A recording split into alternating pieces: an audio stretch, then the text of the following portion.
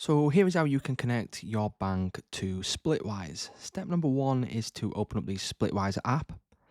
And then from here, you may see an option for connect bank account on the main homepage if you haven't set it up already. If not, what we can do is go down to your account in the bottom right. And then from here, it will now say an option for enable pay by bank. You want to click on this. This will then show up right here. So you can click on connect your bank. It will then ask for permission for your account and identity information. You can click on accept if you are happy. And then you will then see a list of all of the different bank accounts which are supported by Splitwise. Now, for example, if I want to add Halifax, I'll click on this. And then what this will do is it will bring you to this page. You can click on accept. And now it will then open up your banking app.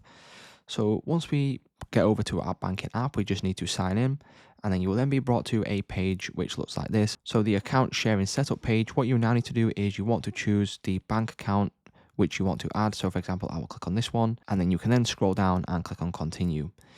Now, once we select continue, it will then bring us over to here. It will redirect us back to Splitwise, click on open. And then as you can see now, you have enabled pay by bank on Splitwise. You can click on done.